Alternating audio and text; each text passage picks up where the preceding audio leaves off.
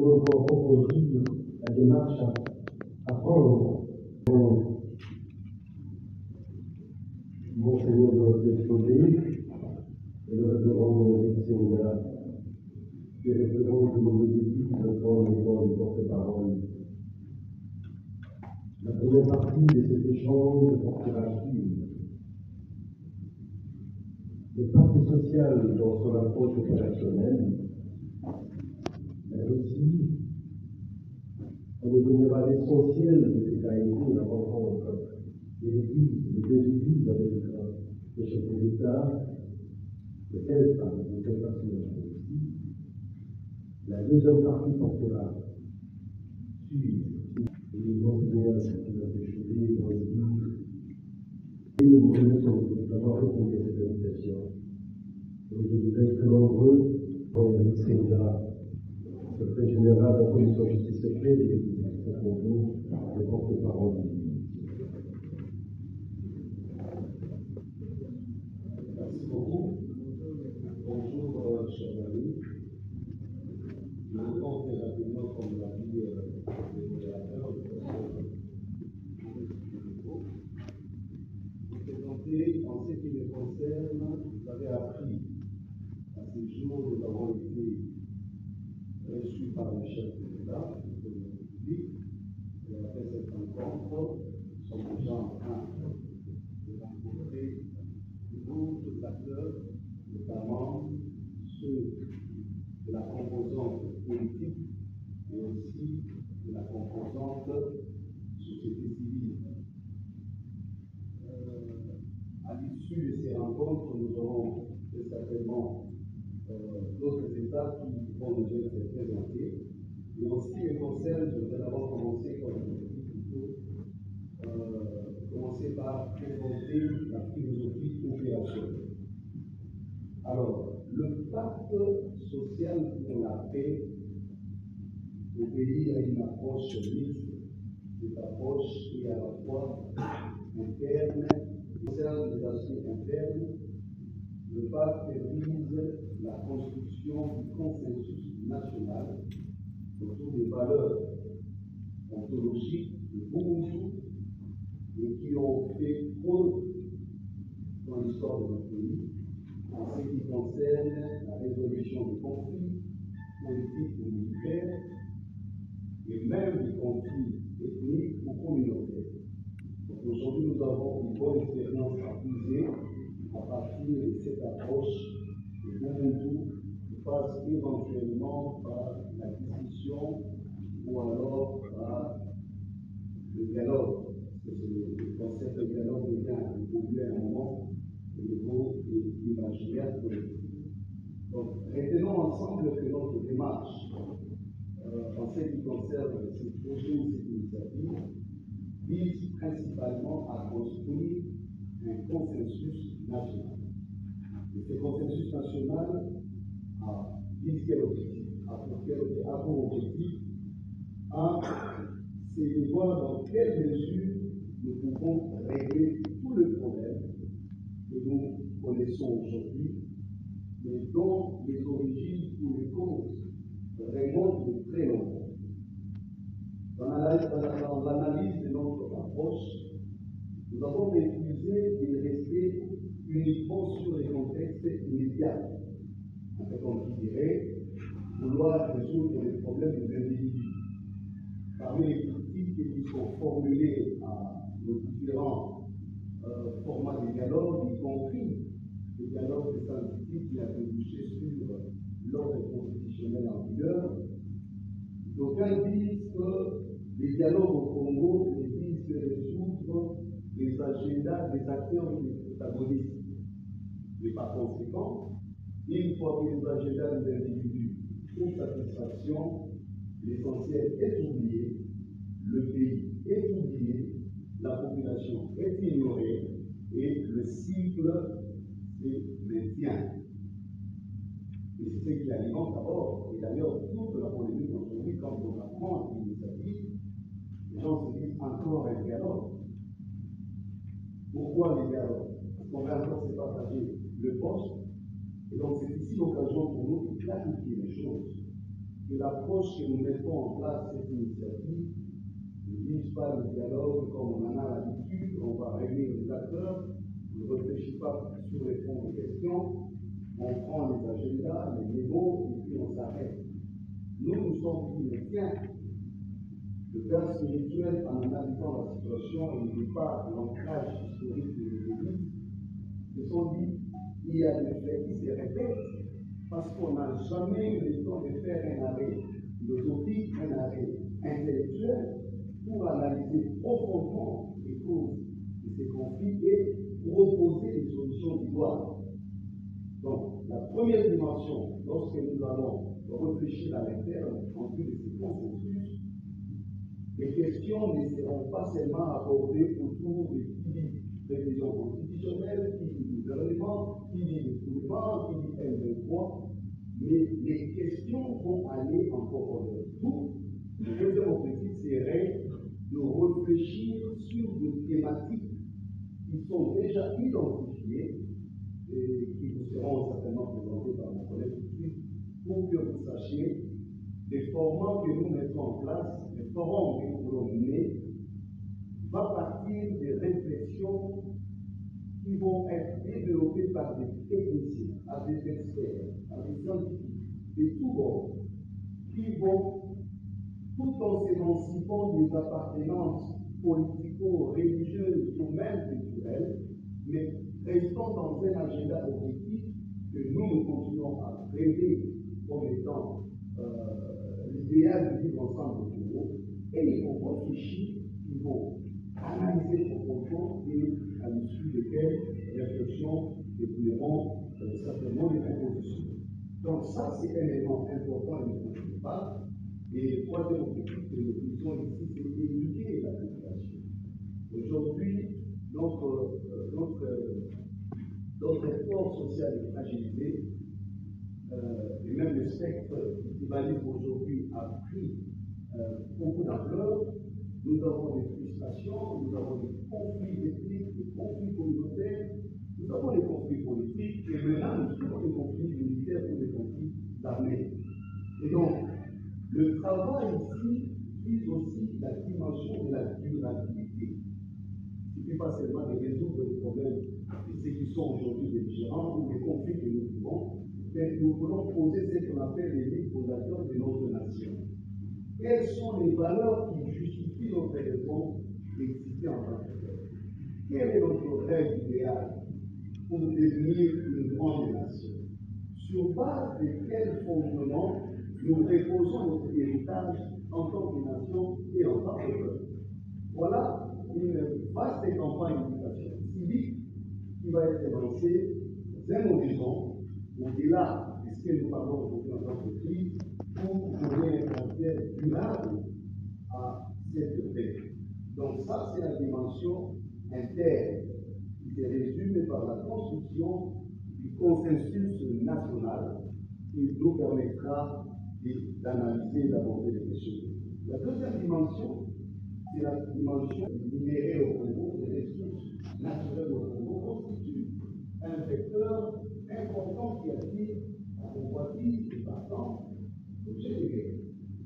Et donc nous ne pouvons pas. Après avoir suivi le grand Eric qui prépare la philosophie de la mise en œuvre du projet, je prends la parole pour partager avec vous la suite à partir de maintenant. Vous n'avez pas le texte parce que c'est une forme de consultation quotidienne à travers les médias, car nous le faisons avec les politiques des organisations de la société civile. Il s'agit concrètement de présenter les conditions climatiques prévues et leurs objectifs dans l'intention de recueillir des avis. Des avis pour reformuler, on peut ajouter, on peut fusionner, mais aussi pour lancer un appel aux compétences parce que C'est le Congo qui réfléchit et le Congo est plein de matière grise. Certainement, les principaux acteurs impliqués vont proposer leurs experts, mais la nation congolaise aussi, qui n'est pas impliquée en politique, a beaucoup d'expertise qu'une telle entreprise ne peut pas ne pas tenir compte, ne peut pas tenir compte. Conditions climatiques, axe de travail et objectifs. Défense et sécurité pour la paix. L'objectif, c'est renforcer les dispositifs de sécurité coopérative et lutter contre les groupes armés illégaux.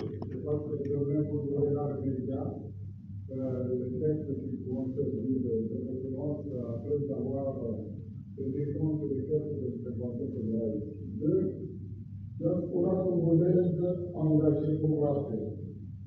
Objectif, encourager la participation de la diaspora dans les initiatives de pacification et de développement. 3. Paix par la cohésion sociale et interculturelle. L'objectif, c'est promouvoir la réconciliation, le dialogue interethnique et la tolérance culturelle. 4.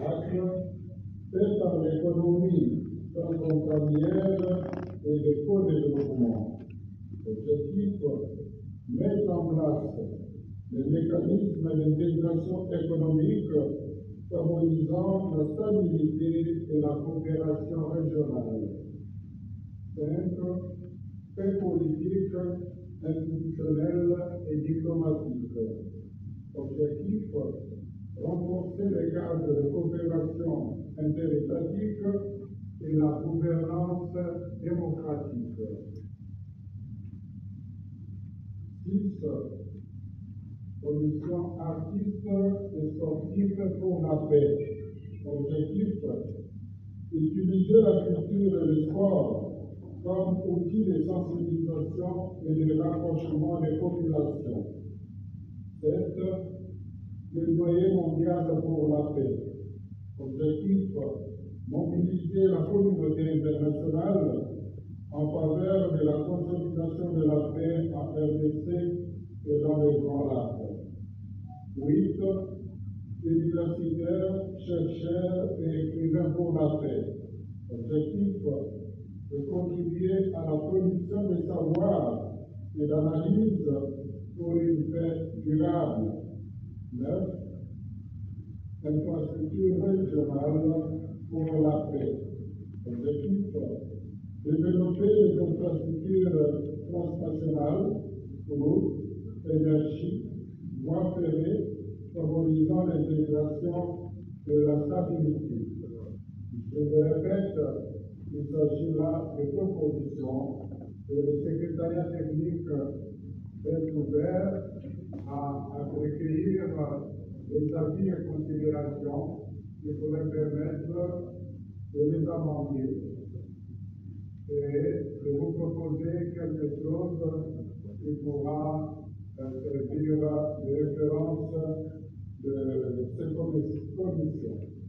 Donc, dans l'ensemble, l'objectif de cette commission, c'est de travailler avec des experts attitrés pour donner à nos politiciens, à ceux qui ont la vocation de gérer la chose commune, la matière d'expertise nécessaire pour une bonne gouvernance.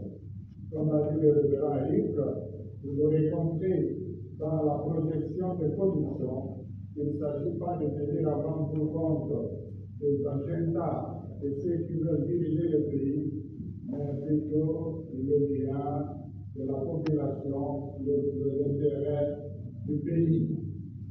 Ceci dit, quand vous aurez par voie des médias les commissions qui seront arrêtées, toute personne qui pense avoir une expertise avérée pourra permettre une bonne contribution dans une de notre commission, elle se manifeste. Certes, les personnes directement impliquées, nos représentants qui vont se parler entre eux, auront aussi à proposer leurs experts, parce qu'il faut quelque part assurer les politiques en même temps. Et les pays, il faut les dire ainsi.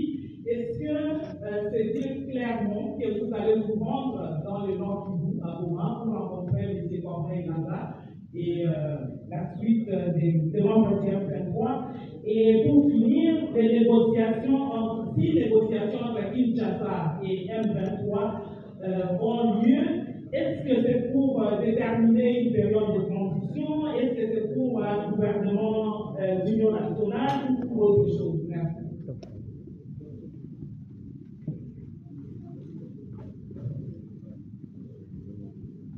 Merci beaucoup. Je suis Gino Bénin de la radio de FM.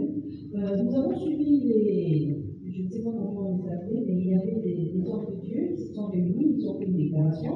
Ils ont même donné un ultimatum de 48 heures pour la fin de la guerre. Et moi, ma question, c'est de savoir, cette démarche, vous la menez seule ou bien vous allez les associer au nom de l'unicité? Une autre question, est-ce que votre démarche va-t-elle aboutir à la fin de la guerre à l'Est? Je voudrais vraiment avoir une réponse très très précise et directe. La paix, dont vous parlez, la paix sociale, la paix durable, implique l'apport de toutes les couches sociales. J'ai vu parmi les commissions mises en place, il y a une commission paix pour la cohésion sociale, mais en général, les différentes commissions ont un objectif, et cet objectif me semble plus globalisant. Est-ce qu'il n'y a pas des objectifs spécifiques, par exemple, parce que quand on parle de la cohésion sociale, il n'y a pas que les vivre ensemble entre les différentes communautés ethniques ou tribales, mais il y a aussi les vivre ensemble entre les personnes différentes.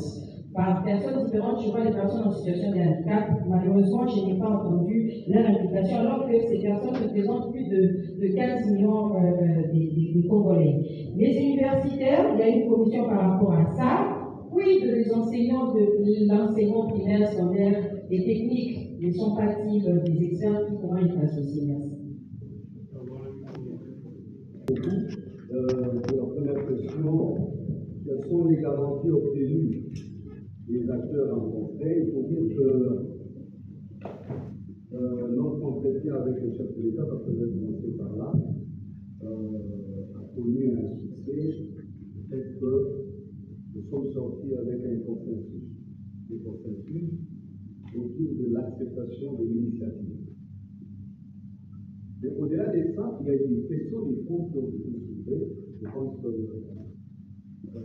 à première vue, ce n'était pas facile de vous amener l'initiative au moment où l'État congolais, à sa plus haute autorité, a déjà pris des positions assez fermes et publiques et qui sont presque extrêmes. Donc, on ne peut jamais parler ou dialoguer avec le M1. Alors, maintenant que vous avez une initiative qui va dans le sens de dire nous voulons faire la paix, donc vous voyez déjà paradoxalement, vous quittez une extrémité vers une autre. Donc, ça n'a pas été facile. Ça a été des entretiens fouillés, pertinents. Chef de l'État a soulevé des questions pertinentes, pas seulement dans la dimension interne, surtout dans la dimension régionale, où déjà il existe d'autres process, notamment en Rwanda et Nairobi, encore qu'on est en train de voir fusionner les deux. Donc, d'ici la fin de la semaine, il y a une réunion importante. Donc, voilà dans quelle ambiance nous avons discuté. Et ce qui a été génial, c'est que nous sommes sortis avec deux évidences. Nous nous sommes mis d'accord où nous avons finalement construit une compréhension commune de la crise, des enjeux et leur pertinence. Et donc, ça c'est un élément important. Deuxièmement, nous sommes sortis avec la nette conviction sur la nécessité de la cohésion nationale. Ça pour nous, ça constitue déjà, comme qui dirait, un consensus. Ça aurait été plus difficile si, par exemple, nous venons avec l'idée de dire, non, écoutez, Monsieur le Président, nous voulons un forum où les Congolais vont se mettre ensemble, et nous disons, écoutez, moi je ne peux pas me mettre avec Païlou, avec les Katumbi, avec les là, ou ma famille politique, là il parle comme institution présidentielle, pas comme personne. Je ne l'accepterai pas à cause de ceci, et ça n'était pas le cas. Donc, je crois que dans les souvenirs des interviews, il était réceptif, il a pensé, il a dit le pays en a besoin. Seulement, comme je l'ai dit, il y avait des questions de fond, notamment, en tout cas personnellement, il faut l'avouer, le chef de l'État n'a pas été directement, et sinon ça aurait été contradictoire. Dans l'état d'esprit, il dit, écoutez, évitez les M23, on va s'asseoir là-dessus. Il faut le dire, ça ne venait pas de lui, initialement. Et c'est qui est cohérent, parce qu'il a déjà pris des positions. Mais nous, la raison peut-être de dimension, nous n'étions pas seulement partis pour proposer une initiative, et c'est cela notre avantage, mais aussi conseiller, aussi partager des expériences, mais prier également parce qu'on a prié, et montrer que, attention, Monsieur le Président, ne trouvez-vous pas que dans telle perspective, nous pouvons avoir telle chose. Et peut-être l'avantage qu'on a eu avec lui, c'est que c'est aussi un homme de dialogue, c'est aussi un homme d'ouverture, et ces préalables ont beaucoup plus de facilité ce que nous appelons la compréhension commune. Donc ce n'était pas un débat subjectif, nous n'étions pas allés dans une prétention de jugement, mais nous étions allés dans une perspective objective de dire le pays est supérieur à tous. L'intérêt supérieur du pays passe en premier. Et deux, l'avenir de la nation. Nous passerons, y compris le président. Mais quel héritage laisserions-nous? Que deviendraient les Congos dans 30 ans, 50 ans, 100 ans? Est-ce que nous aurons toujours ces pays à l'état initial? Parce que vous devez les savoir, vous êtes la presse. Les enjeux sont énormes.